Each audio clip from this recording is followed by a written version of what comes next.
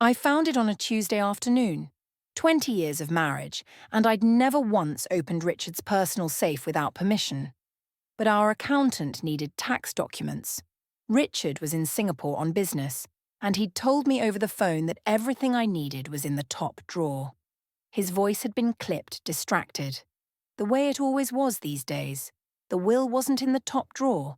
It was in the second one, tucked behind our life insurance policies in a crisp manila folder that looked too new, too deliberately placed. I remember my hands shaking as I read the first page, then the second. Then I had to sit down on the floor of Richard's study, my back against his mahogany desk, while my entire world tilted sideways. Everything. He was leaving everything to Vanessa Green and her son. The house. The company shares. The investment accounts. The beach property in the Hamptons that we'd bought together, where Emily had learned to swim, where Ryan had proposed to his girlfriend just last summer. 20 years of my life, erased with a few legal paragraphs and Richard's bold signature at the bottom. I was still sitting there when Emily found me an hour later. My daughter took one look at my face and dropped her purse. "Mom, what's wrong?"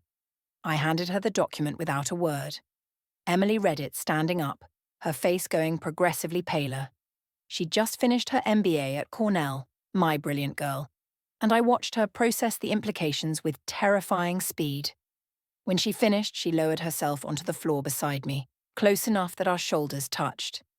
"When did he write this?" 3 months ago. My voice sounded strange to my own ears. Hollow. Right after he got back from that conference in Miami. The one where he said he was meeting investors. Yes. Emily was quiet for a moment. Then, "Vanessa Green. That's the woman from his past, isn't it? The one Aunt Linda mentioned at Christmas." I nodded.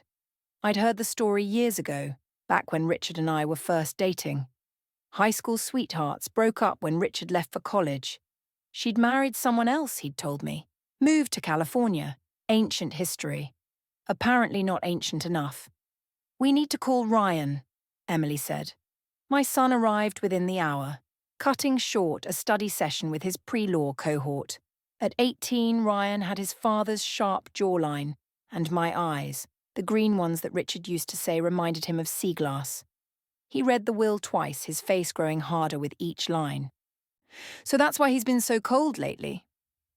Ryan's voice was flat. "That's why he forgot my birthday, why he didn't come to Emily's graduation." "He was building a different family," I said. The words tasted like ash. "With Vanessa and her son." Emily reached over and took my hand. "Mum, you can't let this happen. This can't be legal." "It looks legal enough." I gestured at Richard's signature, the notary stamp, the witness signatures I didn't recognize. "He had lawyers draw it up." "Then we'll get better lawyers."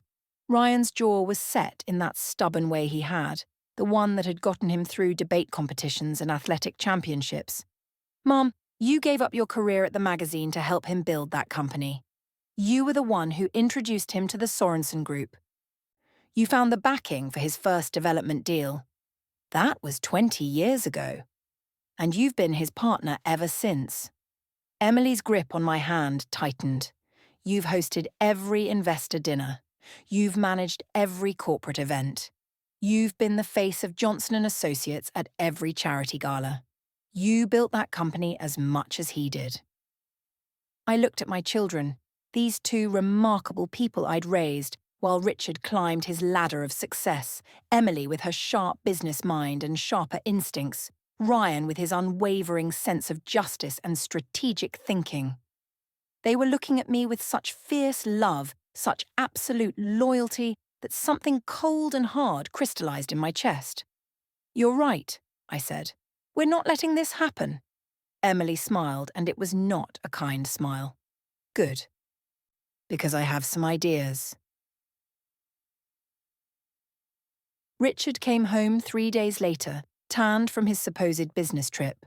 I heard his key in the lock around 9 p.m., heard his briefcase hit the floor in the foyer.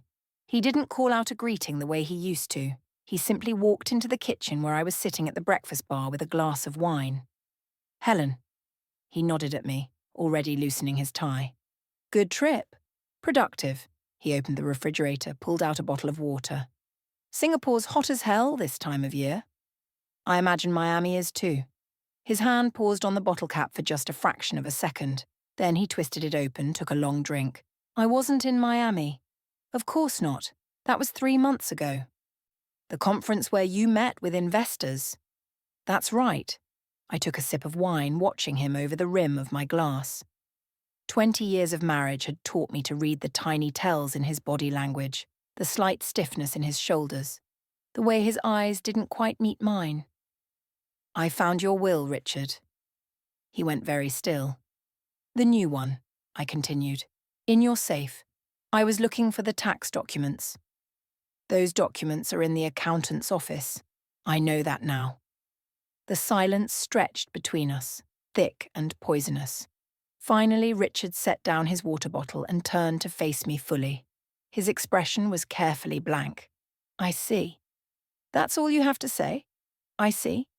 What do you want me to say, Helen? His voice was tired, almost bored. That I'm sorry? That it's all a mistake? Is it? No. He crossed his arms. It's not. The coldness in my chest spread outward, into my limbs, my fingertips. This was really happening. This man I'd loved for 20 years, the father of my children, was standing in our kitchen and confirming that he'd planned to leave everything to another woman. How long? I asked. How long have you been seeing her? Does it matter? Yes, he sighed, rubbing the bridge of his nose. 5 years, give or take. 5 years. I did the math automatically. That would have been right after Ryan started high school. Right after we'd celebrated our 15th anniversary with that trip to Paris that Richard had cut short for an emergency at work. And her son? He's 8. The timeline clicked into place. 5 years ago, Vanessa would have been pregnant. 5 years ago.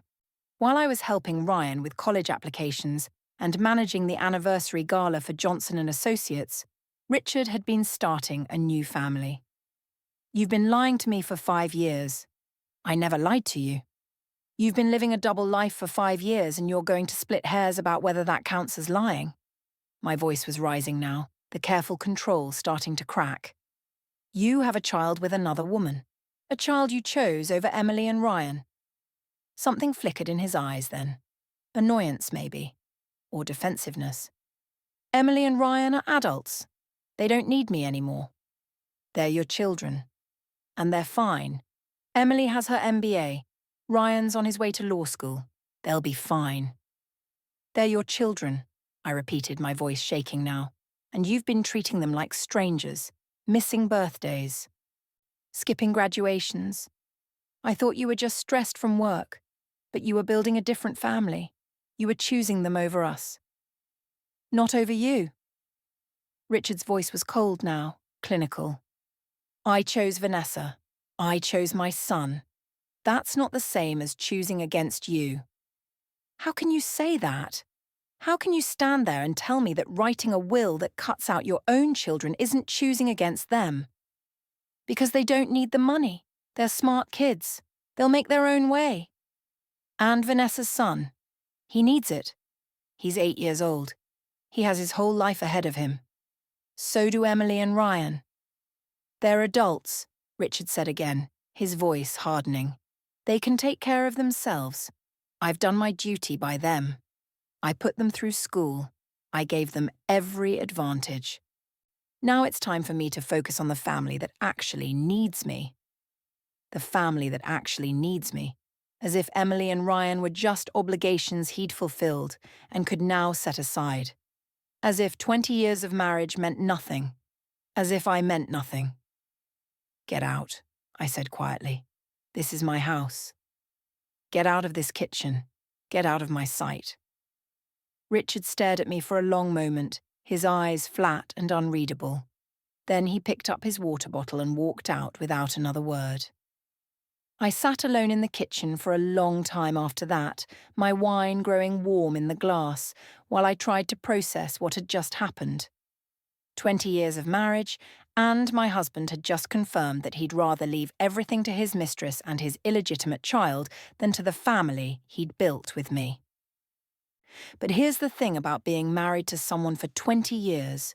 You learn how they think. You learn their patterns, their weaknesses, their blind spots. And Richard had always underestimated me. Emily had a friend who worked at a boutique law firm in Manhattan, the kind of firm that specialized in complex divorces and estate disputes for high-net-worth individuals, the kind of firm that knew how to find holes in legal documents. The lawyer's name was Jennifer Park, and she was a shark in a designer suit. She took one look at Richard's will and smiled the way a predator smiles at wounded prey. "This is sloppy work," she said, tapping a manicured nail against one of the witness signatures. "Who did he use?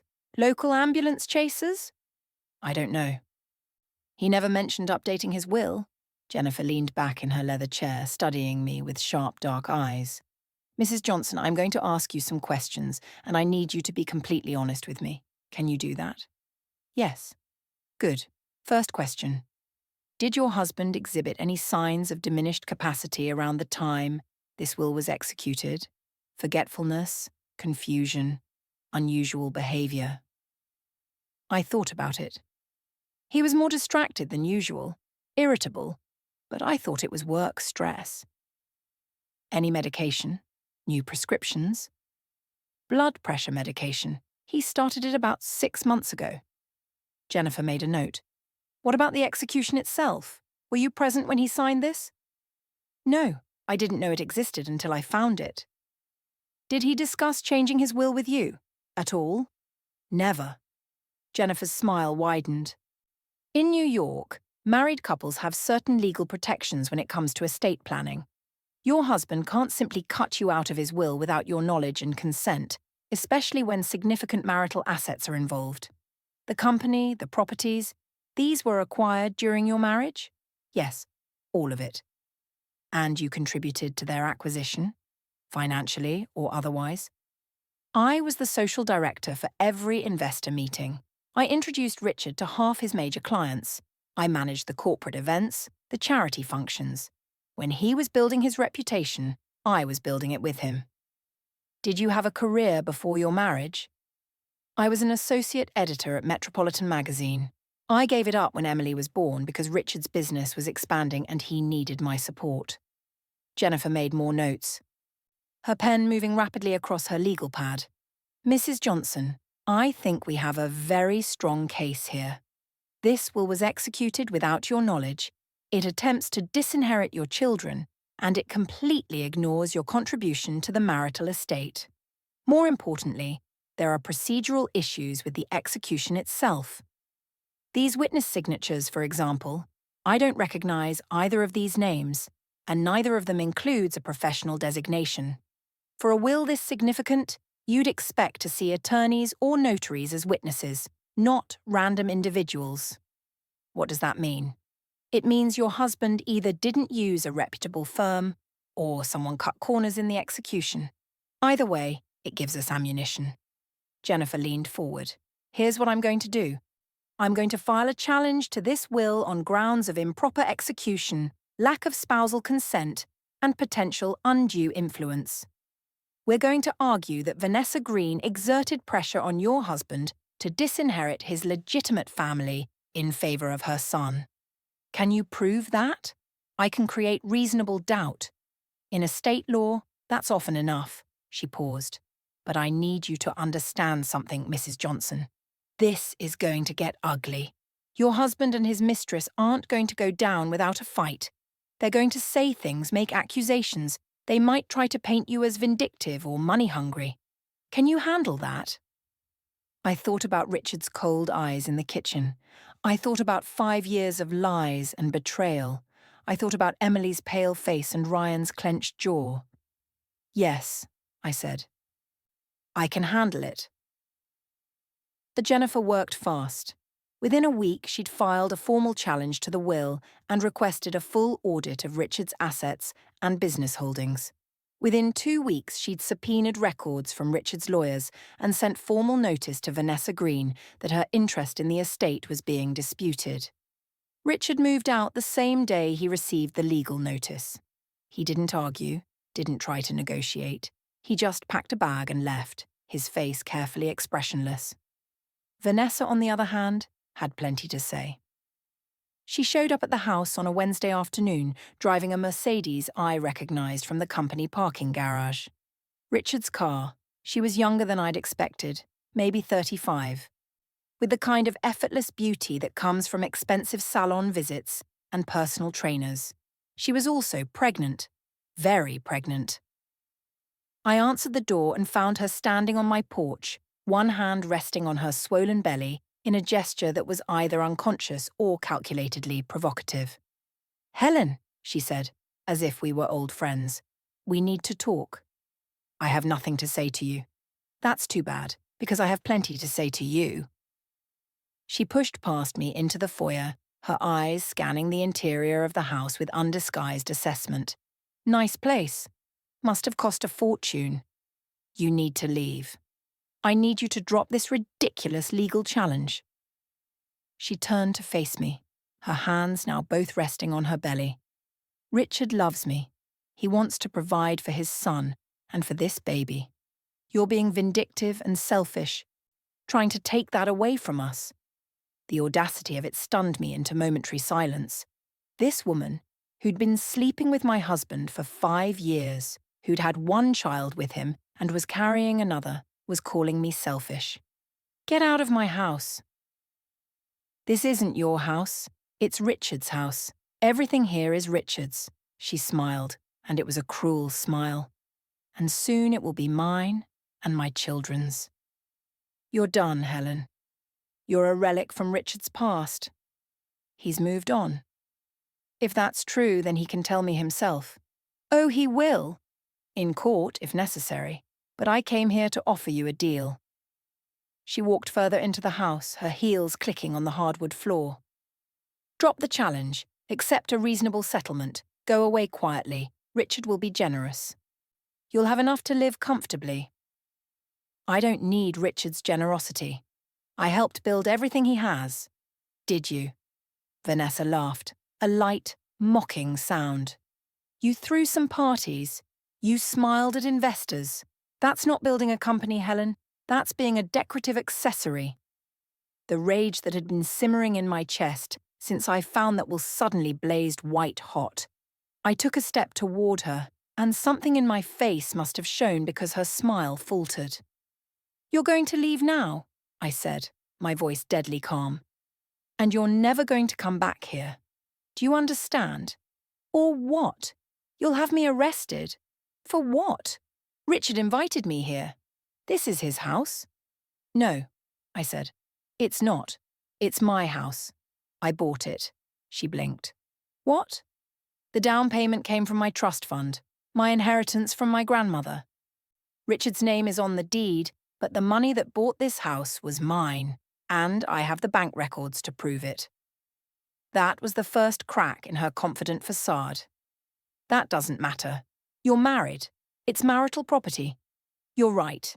It is marital property, which means Richard can't simply will it to you without my consent, which he doesn't have, which is why Jennifer Park is going to shred that piece of paper he called a will."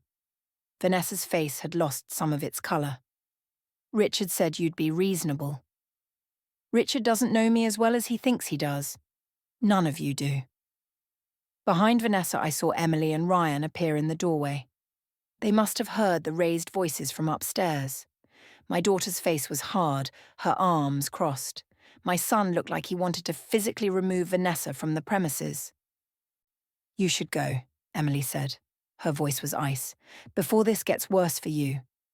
Vanessa looked between the three of us, and I saw the calculation in her eyes. She was outnumbered, and she knew it. "This isn't over," she said. "No," I agreed. "It's not. But you're going to lose, because you made the same mistake Richard made. You underestimated me." She left, the door slamming behind her with a force that rattled the windows. And the court hearing was scheduled for 6 weeks later. In that time, Jennifer Park worked tirelessly, building our case with the precision of a master craftsman. She subpoenaed records, deposed witnesses, and uncovered a paper trail that revealed far more than Richard had probably intended. The night before the hearing, Emily and Ryan came over for dinner. We didn't talk about the case. Instead, we talked about Ryan's plans for law school, about Emily's new job offer from a consulting firm, about ordinary family things. It felt like healing. Whatever happens tomorrow, I told them over dessert, I want you to know how proud I am of you both. You've stood by me when it would have been easier to stay neutral. That takes courage. You're our mum, Ryan said simply. Of course we stand by you. Emily reached across the table and squeezed my hand. Besides, you taught us something important. You taught us that family means loyalty, not biology, not legal documents. Loyalty. I had to blink back tears. When did you get so wise? I learned from the best. The courtroom was smaller than I'd expected, less dramatic. Richard was already seated when we arrived, his lawyers flanking him like well-dressed guards. Vanessa sat in the gallery, her pregnancy now impossible to miss. She glared at me with undisguised hatred. Judge Morrison was a woman in her 60s with steel-grey hair and sharp eyes that missed nothing. She reviewed the documents in silence while we all waited, the only sound the rustle of paper and the clock ticking on the wall. Finally, she looked up. Mr. Johnson, I've reviewed your will and the challenge Mrs. Johnson has filed. I've also reviewed the financial records and depositions. I have some questions. Richard's lawyer stood. Of course, Your Honour. The will in question attempts to leave the entirety of your estate to Ms. Vanessa Green and her minor child. Is that correct? Yes, Your Honour. And you did this without consulting your wife of 20 years? I don't believe I'm required to consult my wife about my own estate planning, Your Honour. You're not, Judge Morrison agreed. However, New York law does require that you cannot disinherit a spouse without their knowledge and consent, particularly when significant marital assets are involved. Mrs. Johnson, did you consent to this will? Jennifer stood. She did not, Your Honour.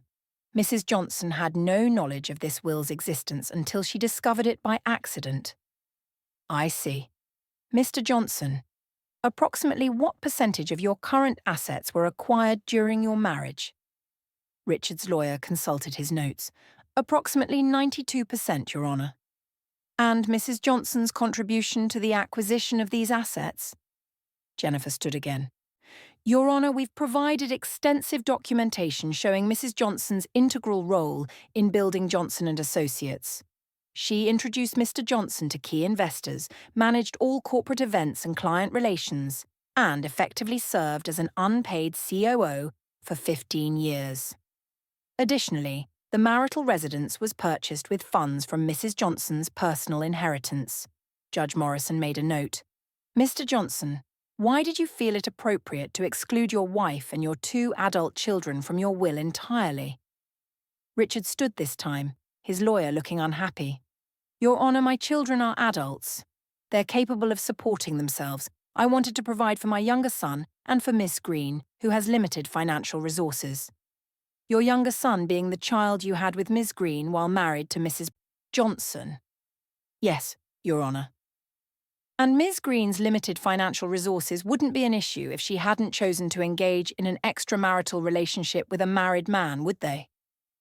Vanessa stood up in the gallery, her face flushed. Your Honour, I object to— Ms. Green, you are not a party to this proceeding. Please sit down. Judge Morrison's voice was sharp. Vanessa sat. The judge returned her attention to the documents in front of her. Mr. Johnson, I find it troubling that you executed this will without your wife's knowledge, that you attempted to disinherit her and your legitimate children entirely, and that you did so in favour of a woman with whom you conducted an extramarital affair. More troubling still are the irregularities in the will's execution. These witnesses, she tapped the document, neither one is an attorney or legal professional. One of them, according to the depositions, is Ms. Green's brother. The other is her neighbour. This is highly irregular for an estate of this size. Richard's lawyer stood again. Your Honour, while the choice of witnesses may have been inadvisable, it doesn't invalidate the will itself. Perhaps not. But combined with the other factors, the lack of spousal consent, the apparent undue influence of Ms. Green, and the procedural irregularities, I have significant concerns about this document's validity. Judge Morrison closed the folder. I'm ruling in favour of Mrs. Johnson's challenge. This will is invalid.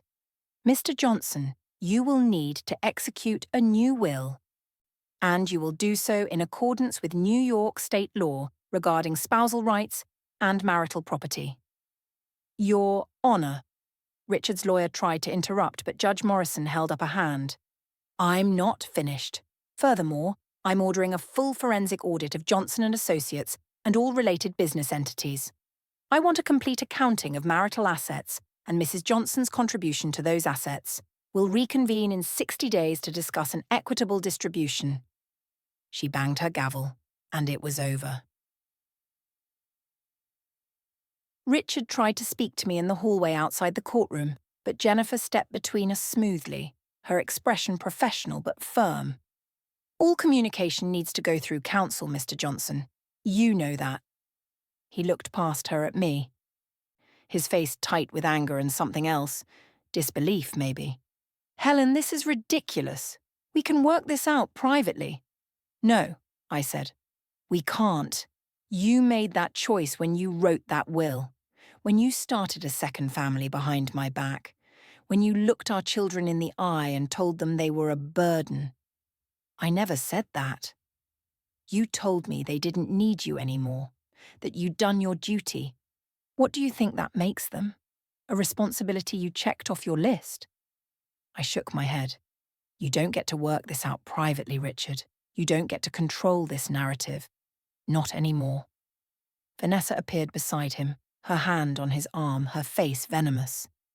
You're going to regret this. Richard has lawyers, resources, we'll fight you on everything. Go ahead, Emily said, appearing at my other side. Ryan was right behind her, tall and solid. We're not afraid of you. You should be. Vanessa's voice was shrill now, her composure cracking. Your mother is being selfish and vindictive. She's trying to take away everything from my children. Your children? Ryan's voice was quiet but deadly. What about us? We're his children too. Or does that not matter because we weren't born from an affair? That's not... Richard started, but Ryan cut him off. You forgot my 18th birthday, Dad. You missed Emily's graduation. You've been a ghost in our lives for 5 years, and now we know why. You were building a replacement family, a do-over. He shook his head. But here's the thing. You don't get a do-over. You don't get to erase us and start fresh. We're your children, whether you want us or not. And we're not going away. Richard looked like he'd been slapped. For just a moment, something vulnerable flickered in his eyes. Regret, maybe. Or loss. But then Vanessa squeezed his arm and his face hardened again. Let's go, he said to her, and they walked away without looking back. I watched them disappear down the corridor, this man I'd loved for 20 years and the woman he'd chosen to replace me. I waited for the pain, the devastation. Instead, I felt light, free. Mom? Emily's voice was soft. You okay? I turned to her, to Ryan, to my fierce, loyal children who'd stood by me when everything fell apart. I'm better than okay, I said. I'm done. The forensic audit took 3 months. Jennifer called me into her office on a Friday afternoon in September, her face unreadable. Helen, sit down. We need to talk. My stomach dropped. That sounds ominous. It's not. It's actually rather extraordinary. She slid a document across her desk. The auditors found something interesting. When you introduced Richard to the Sorensen Group back in 2010, you remember that deal? Of course. That was the development project in Brooklyn that launched his career. Right. Well, you didn't just make the introduction. You also co-signed the initial loan agreement. Your name is on the founding documents of that deal, which means you're entitled to a percentage of the ongoing profits. She smiled. A significant percentage. You're not just Richard's wife, Helen. You're his business partner. And under New York law, that changes everything. I stared at the document, my grandmother's signature next to Richard's, dated 14 years ago. I'd completely forgotten about that loan, about co-signing those papers. How much? I asked. Based on the current valuation of the company and your documented contributions, you're entitled to at least 40% of Johnson & Associates, maybe more depending on how aggressively we argue your case. 40%. That was tens of millions of dollars. That was power. That was justice. What does Richard say? Richard doesn't know yet. I wanted to tell you first. Jennifer leaned back in her chair.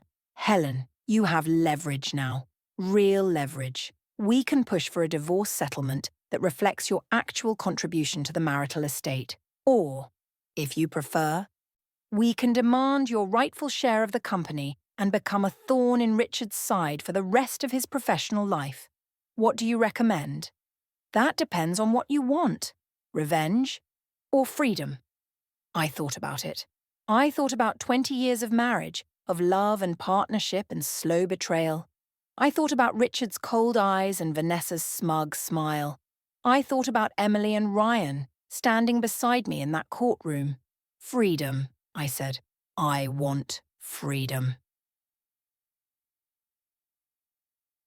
The divorce settlement was finalised in December just before Christmas. Richard got to keep Johnson & Associates, but he had to buy out my 40% share at fair market value. The number was staggering, more money than I'd ever imagined having. Emily and Ryan each received a substantial trust fund from the settlement, enough to secure their futures without making them dependent on Richard's goodwill or Vanessa's machinations. The house was mine, free and clear. Richard had tried to fight for it, but when Jennifer pointed out that the down payment had come from my inheritance, he'd given up.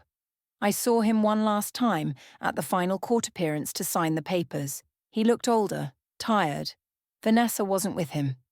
Helen, he said as we waited for our lawyers to finish their final discussions, I want you to know, I never meant for it to happen this way. How did you think it would happen, Richard? You wrote a will cutting me out of your life. What did you expect? I thought you'd understand. Move on. Find someone else. After 20 years of marriage, you thought I'd just accept that you'd replaced me and move on? He had the grace to look ashamed. I made mistakes. I know that. But I did love you, Helen. Once. Once, I repeated. Well, I loved you too. Once. But I love myself more. And I love our children more. And that's why we're here. They hate me now. No, they're just disappointed. There's a difference. Will they ever forgive me? I looked at this man, this stranger wearing my husband's face. I don't know, Richard. That's between you and them. But I can tell you this. If you want any relationship with Emily and Ryan, you need to do the work. You need to show up. You need to prove that they matter to you, not just when it's convenient or easy, but always. And you? Will you ever forgive me? I considered it honestly. I don't know if forgiveness is the right word, but I don't hate you. I'm just done. I spent 20 years being your wife, your partner, your support system. Now I'm going to spend the next 20 years being myself. He nodded slowly. You're going to be okay. I know. On Christmas Eve, Emily and Ryan came over for dinner. We cooked together in my kitchen now in my house, and laughed over a bottle of wine. We didn't talk about Richard or Vanessa or the settlement. We talked about Emily's new apartment in the city and Ryan's acceptance to Yale Law School. We talked about travel plans and career goals and the future. After dinner, we sat in the living room with coffee, the Christmas tree lights twinkling in the corner. Emily had picked it out, a 10-foot Douglas fir that dominated the room. Ryan had helped me decorate it, our old ornaments mixed with new ones, creating something that honoured the past while celebrating the present. Mom, Emily said suddenly, what are you going to do now, with all this freedom? I'd been thinking about it for weeks, about the settlement money sitting in my account, about the years stretching ahead of me, about who I wanted to be now that I wasn't Richard's wife anymore. I'm going back to work, I said. I called my old editor at Metropolitan magazine. They have an opening for a senior editor, And I'm going to take it, Ryan grinned. That's amazing. And, I continued, I'm going to start a foundation for women who've sacrificed their careers for their families and want to rebuild. Scholarship programs, career counseling, professional networks. I want to help other women avoid what happened to me, or at least give them the tools to recover if it does. Emily's eyes were bright. Mom, that's perfect. I think so too. I looked at my children, these remarkable adults I'd raised, and felt something settle in my chest. Peace, maybe, or purpose. 20 years of marriage, and I let myself disappear into someone else's life. I'm not going to do that anymore. I'm going to build my own life now, one that belongs to me. We'll help, Ryan said. I know you will, but this time I'm doing it for me. Outside, snow was starting to fall, soft and white against the dark sky. Inside, my house was warm and bright, filled with love and laughter and the promise of new beginnings. I'd found Richard's will on a Tuesday afternoon in April, and it had felt like my world was ending.